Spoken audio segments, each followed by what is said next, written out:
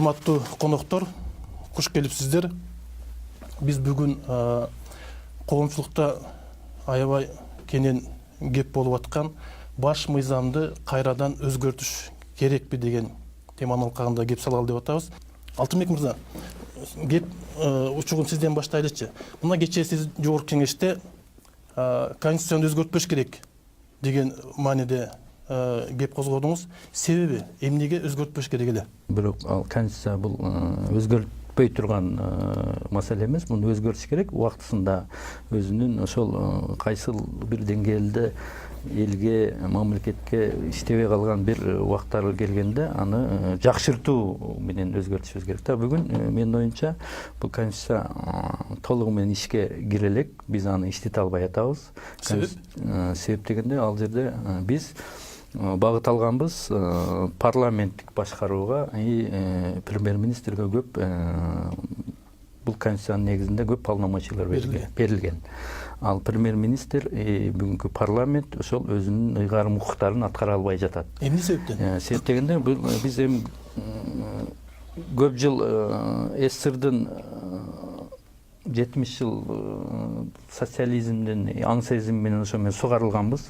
Андан кийин 2 жол президенттик башкаруудан өттүк. Мына бул президенттиктен парламентке өткөн өнүккөн өлкөлөргө бир убакыттары керек болгондо, бизге дагы ошондой көпчүлүк, биз элдин сознаниясы ошол эле парламентте отурган депутаттардын, бүгүн бийликте отурган даже журналисттердин дагы ушундай түшүнүктөрү, көп түшүнүктөрү ошо президенттиктен арыла албай атабыз да. Ошол кайра эле кылчайып президентти карап, президент башкарыш керек, жалгыз киши башкарыш керек деген түшүнүк менен келе атабыз. Бул бирок азыр жаңы муун келет атат, артузан өсүп. Ушуларды түшүнүктөр.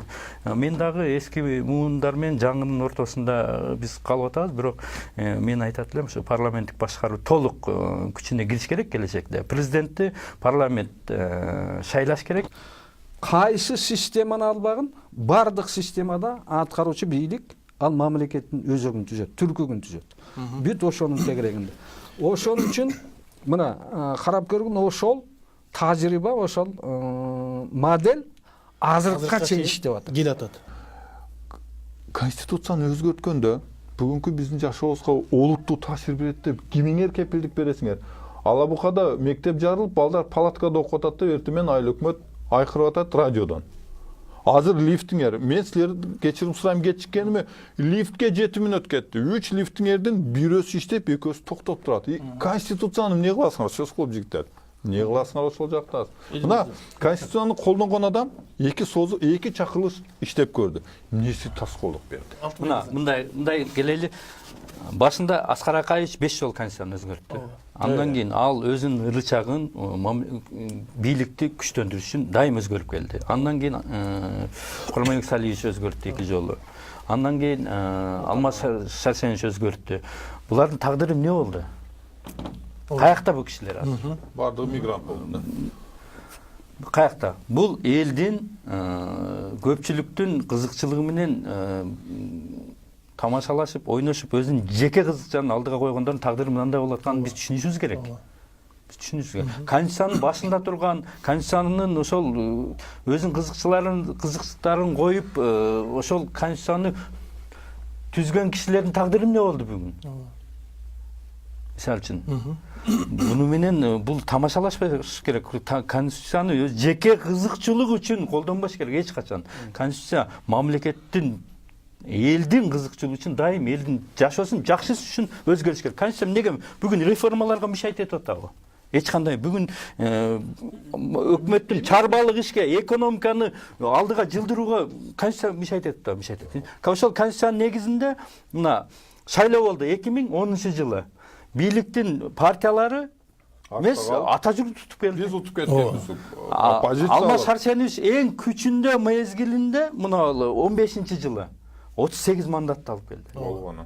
мына ушул бул эркиндиктин дагы бир Конституцияны иштеп аткан ошонун негизинде шайлоо болуулар өз эмесинде жакшы өтүп атат. Жакшы жактарын да айтышыбыз керек да. Жергиликтүү бийлик кыйла күч салдар. Иштете албай атканыбыз, конституцияны бүгүнкү күндө иштете албай атканыбыз бул парламентте отурган биздин деле күнөөбүз бар. Бүгүнкү президенттин, бүгүнкү эң негизги премьер-министрдин ушул турат да, шайлоо кодексин өзгөртүш үчүн конституцияны өзгөртүш керек деген деп атышпайбы? шайлоо кодексин Парламенттик өзгөртсөк болот, конституцияга тийбейт. шайлоо партияларды шайлоонун өзгөртүү керек деген сөздөр чыгып атпайбы? Маселен, эл кылалы деп атат да. Анткени бул партия менен келген депутаттардын көбүн эл тааныбайт экен. Көбү жанакындай чорныйлар же башкалар келип алып атат. Эл тааныгандар ушул заманга алып келди. Алар ошо эл тааныгандар менин же ушул конституцияны ушуларды кабыл 2 революцияны кылды ошо эл тааныгандар. Ошолор ушул жашоого бүгүнкү күнгө алып келип коюшту ошолор.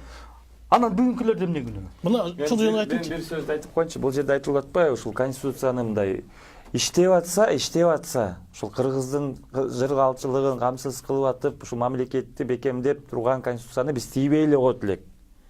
Конституция менен азыркы учурда жашаган жокпуз. Анткени өзүбүз айтып атпайбыз. Сиз айткандай өзгөртсөк ошо менен жашайбызбы? Кандай багытта өзгөртөбүз? Айтыңызчы, кандай багытта? Мына президентке биз айтып атпайбызбы? Айтып атпайбызбы? Мына өкмөт күч өкмөттө болуш керек деп. Мына азыр мурдагы президентибиз Атамбаев ошол ойлогон да. Жанагы, значит, курчак президент отургузуп коюп, өзүн тигил өкмөт аркылуу ошол өкмөт бүт бийликтин бардыгы ошол өкмөттө болот деп. Анан мына өзү койгон, өзү жазган, өзү ишенген, значит, конституциясы иштебей калып атат. Иштеген жок. Өмүр бою премьер-министр чарбага экономикага жооп берет. Негизи мындай эмеде. Аны президент бекитет, и дайым президент башкарып келди да. Президент башкарып, президент аягында эчтекеге жооп бербейт. Итог аягында эмне болуп атат ошо президенттердин тагдыры? Парламенттин курамында шек бар. Мына Роза Исаковна өзүнүн 1,5 жылдык срогунда азыр Роза Исаковна каякта? И Курманбек Салиевич или Алмаз Шаршенович же Аскар Акаевич каякта? Роза Исаковна жүзү жарык кеңири жүрөт. Ал өзү конституцияда ыйгарым укугун толук аткарды. Аралашкан жок чарбага. Кыска мөөнөттө өкмөттүн кадрдык маселеге, башка саясий өкмөт менен парламенттин ишине аралашкан жок. Бизде парламенттик системага өтсө деле президент башкы күчкө айланып кетип атат. Себеби эл өзү ошондой. Бир жеринде мыгы жетпей калса деле президентке жазып атпайбы? Ушуну көңүл буруңуз, ушуга кайрылыңыз, башка аргабыз түшүнүк ошодон кетели. Аргабыз калбай калды, анан андай болду, мындай болду деп. Сакал, сиз конституцияга аралашып дейсиз. Конституция түз таасирдеги документ, түз таасирдеги мыйзам. Ошо негизинде палата куралат, палата өкмөт. Сен сүйлөгөндө унчукпай отурдум. Мына ушул сага окшогондор бузду ушуну баары. Ачыгыла айтып. Кудай урду сиз да аксакал. Сиз укуктан үйрөнсөңүз, жаңыртсаңыз түшүнүктөрдү. Кайра эле баягы сабок. Мына кече Жээнбеков өзү айтты, бул мыйзам деген бардак болуп калыптыр деп. Чынында эле бардак да. Мына Алтынбек өзү айтсын. Канча мыйзам кабыл алып барганда, мына сотторго барганда деле соттордун башы ооруп атат. Бул мыйзамды кабыл алса андай дейт, анан экинчисин караса мындай дейт. Анан кандай болуш керек? Мыйзамды ревизия кылыш керек деди. Тартипке салып бир жөндөш керек да. Маселе ушунда эле. Алтынбек мырза, сиз оюңуз. Азыр биз мындай да конституцияны жайына коюп биз чарба менен экономика менен алек болушубуз керек да. Биз конституцияны өзгөртүп президенттикке кайтып келебиз дегендер, биз кайсы ресурсубуз барбы бүгүнкү күндө? Биз болгон ВВП 7 миллиард доллар, сырткы карызыбыз 4 миллиардтан ашты. Бүгүнкү бюджетибиз 2 миллиард доллар болгондо. Бизде ресурс жок. Казактар менен же орустар менен биз өзүбүз салыштырбашыбыз керек. Алардын канча ресурсту. Биз 1 миллион тонна нефть продукты бир жылга биз пайдаланабыз. Казактар 80 миллион тонна нефть добывайт. Биз ызычы кылган алтыныбыз дүйнөдө 50-нчи местеде турат. Өзбекстандын алтыны 10-нчы местеде. Биз кайсы ресурсубуз менен кайсы элди багалабызбы? Багалбайбыз да. Биз бүт болгон мамлекеттеги бүт нерсени менчикке беришибиз керек. мамлекет өзүнө кармап алып бүт услугаларды ошол мамлекеттики деген бул эч кимдики эмес деген эмес. Мамлекеттики деген бул кайсы бир кландын, кайсы бир партиянын, кайсы бир топтун, күчтүүлөрдүн ошонуку. Ал өздөрүнө бизнес кылып алып, улам келген группалар, улам келген топтор байып, ушуну пайдаланып өзү как бизнес кылып атат. Буну бериш керекпиз. Бүт менчикке берип, биз ошол менчик менен мамлекеттики деген болбойт. Мамлекет жалаң салыкты жыйнаш керек. Мамлекет билим берүү, медицина, армия, коопсуздук болду, калганын бериш керек. Ушул сиз айтып аткан ойдо конституциянын ролу барбы жокпу? Бул конституция эч кандай мишет этпейт. Реформа кылганга премьер-министрге ушул жерде мен эч ким эчтеке мишет этпейт. Конституциянын астындагы Конституциянын астындагы иштерди жасап алайлы биз. Конституция бизге келип туруп ал жөн эле пасылда тоскоол болуп калса, анда ошол жерде ушул маселеге келишип депутатка мен мындай макул эмес мен айтканына мен бул жерде сиз айтып атпайсызбы? Мына чарбалык иштер деп. Чарбалык иштер деп атабыз, чарбалык иштер деп мына Жантөрө Сатыбалдиев, Жоомарт Оторбаев, Темир Сариевдер, азыркы мына Абылгазиев бардыгы бирөөсү дагы ошол шайланбай туруп, бирөөсү даже тизмеде болбой туруп, парламенттик тизмеде болуп, мандаты жок. Элди аралап, ошол элдин добушун топтогон киши эмес. Например, анан барып эле парашют болуп, баягы премьер-министр болуп отуруп калып атышат. Мындай мисалы парламенттик системада жок.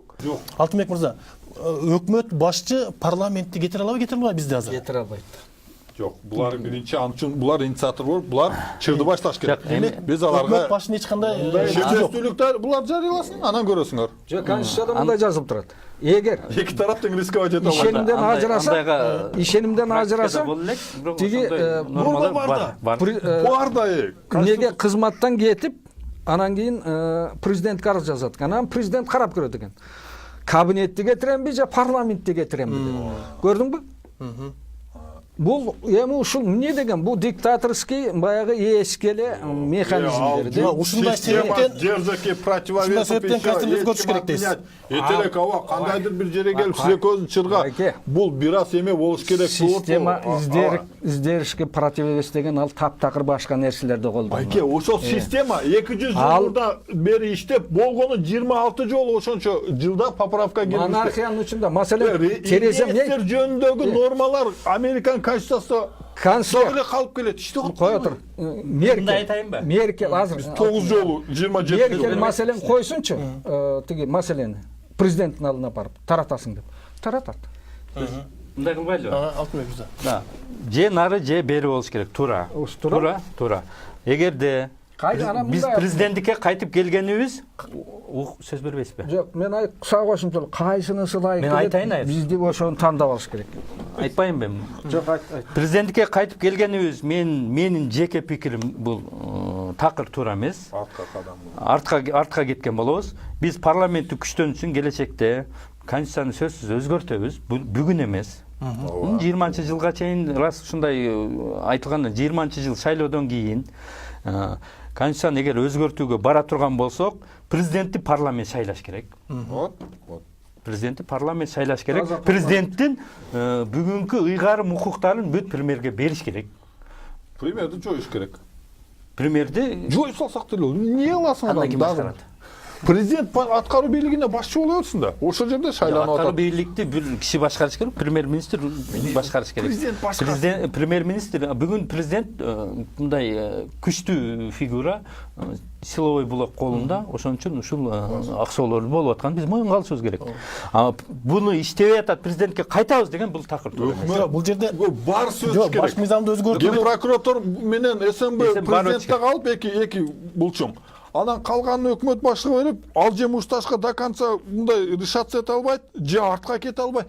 Президентти жылаңачтайсыңарбы? Толук жылаңачтагыладан элдер делегировать этип берген добуштарын ыйгарган жогорку кеңеш президентти шайласын, ошондо ошол президент ошол жогорку кеңешке анда парламенттик башкаруу болуп калат. Ошондо болот эле. Башкаруу бизде институт ишке кире алат, киреби азыр?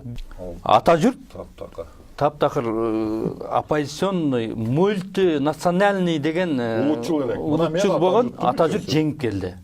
Эгерде ошол мурдагы Курманбек Салишин же Аскар Акаевичтин мезгилинде болгондо анда келбейт эле. Бул анда революциялык жыл бир жолу болду. Анда акимдер эмилер жалаң гана жазуу эле 90 канча проценттер менен өтүп келген. Менимче Алтынбек мырза, биз ийгиликке эркин шайлоолорду мен революционер эмесмин, революционер сизсиз.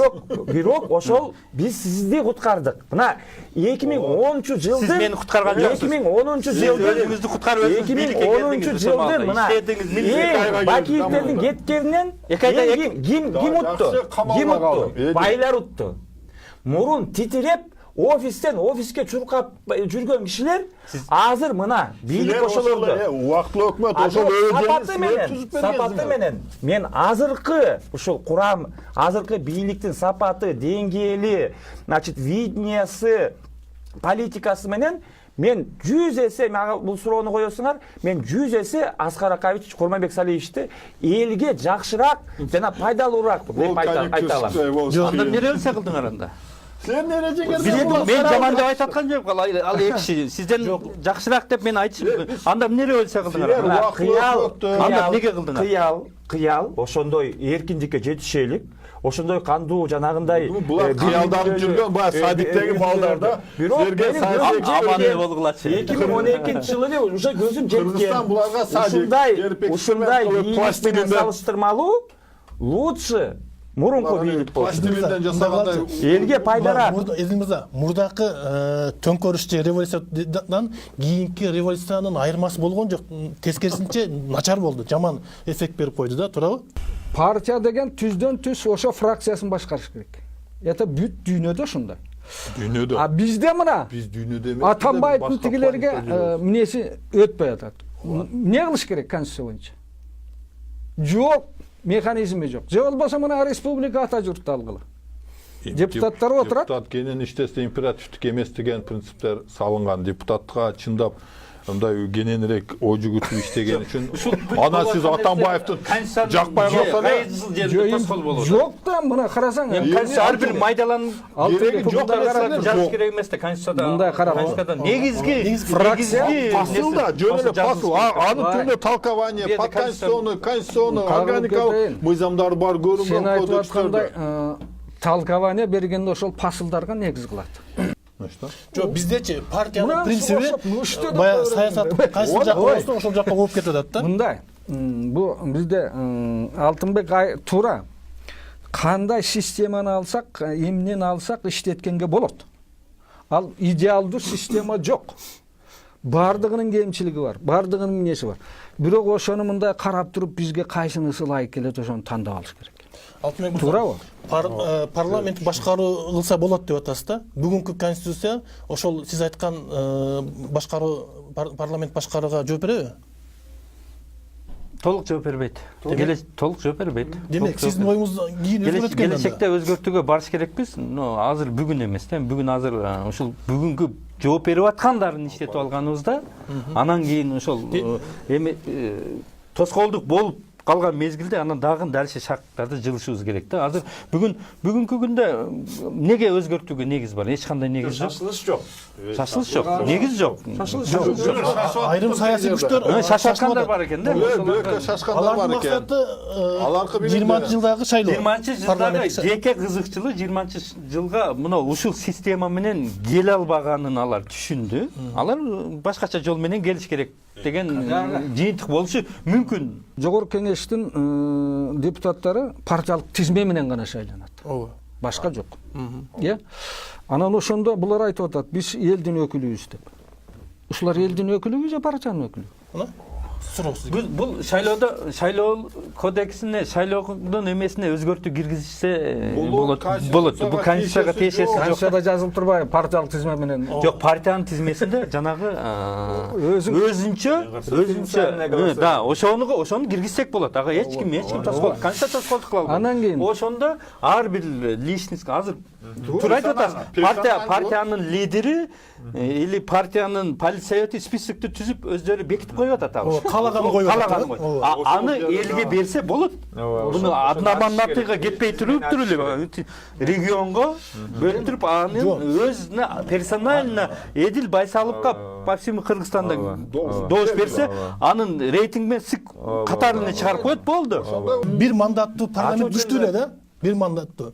Азыркы парламент партиялык парламентке караганда. Себеби артыңызда 35тен 53 миңге чейин реалдуу округ чек арасы менен сиз Биз эмнеге ушуга депутаттар өзүнүн шайлоочуларын бетинен атынан таанычу. Преференционально кирсе эң жакшы болот.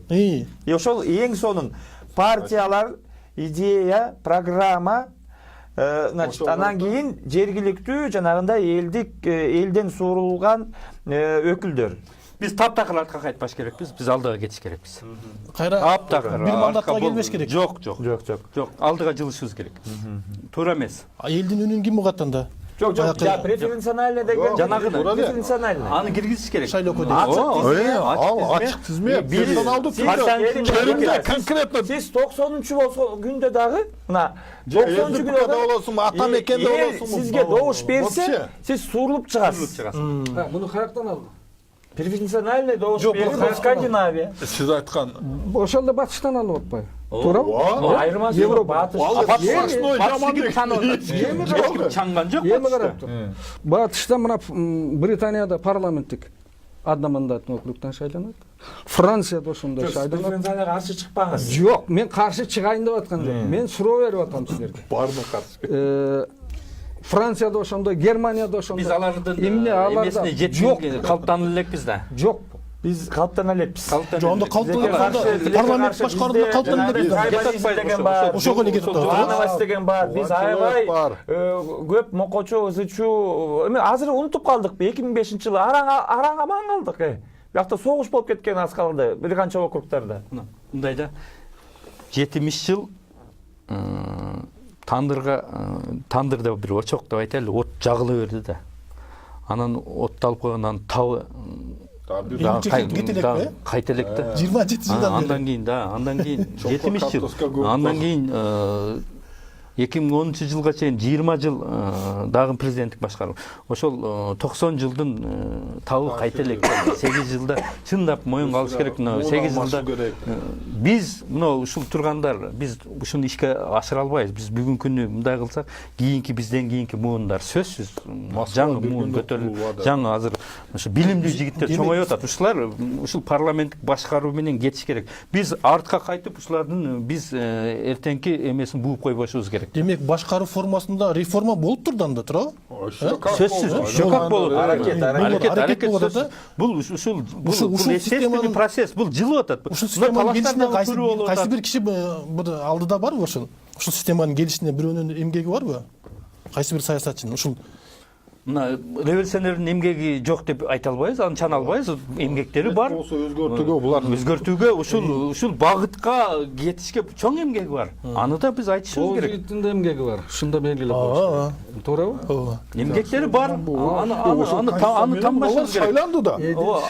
Иштешти эки созуп. Шайлоонун Стабилдүүлүк сакталды. Стабилдүүлүк бүгүнкү бизге эң керектүү стабилдүүлүк. Эгер конституцияны өзгөртөбүз деп жана башка күчтөр бүт башка туура эмес күчтөр пайдаланып кетиши мүмкүн. Бизге азыр аябай стабилдүү бир кооптонуу азыр Бирок алардын болуп турат.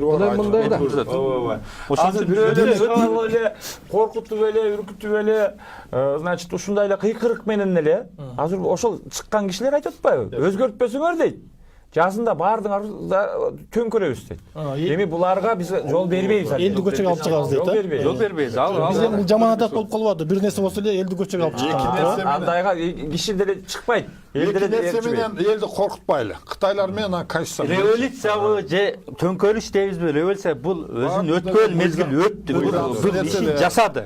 Мындан артка мындай нерсеге жол бербешибиз керек. Саясий маданияттуулукка да келишибиз керек, туурабы? Сезимде революция кылыш керек. Саясий Саясий майданда мындай чабышуу болушубуз керек. Мында мынантип хотя бы депутаттар булар менен чымытып чабышып мынтип айтыша албайт эле хотя бы. Эсиңердеби? Депутаттар таптакыр башка болчу. Азыр азыркы системада бир топ дапсызмы болуп, буларды сөгүп, урушуп, буну чыгасуу. Депутат иштеп Yok, Башка калгандары Жаш ким кылат?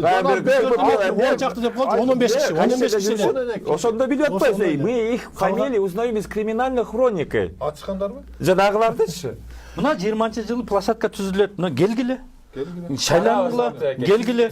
Чогуу келели, мына келели. Келине эле барабыз. Чогуу келели, дагы мындай жалпы күчтөр келип туруп, анан мына өзгөртүүгө баралы. Баарда бир гана киши каршы болот. Урматтуу коноктор, биздин убактыбыз бүтүп калды. Биз мен ойлойм жакшы талкуу кылдык деп. Негизги максатыбыз баш мыйзамды азыркы учурда өзгөртүүгө болбойт. Бир аз убакыт кое туралы деген бүтүмгө келдик окшойт деп ойлойм. Резолюция ошондой болгон. Келип бергениңиздерге чоң рахмат. Урматтуу теле көрүүчүлөр, бизге бөлүнгөн убакыт бүттү. Биз эмкиде көрүшкөнгө чейин саламаттуу болуңуздар.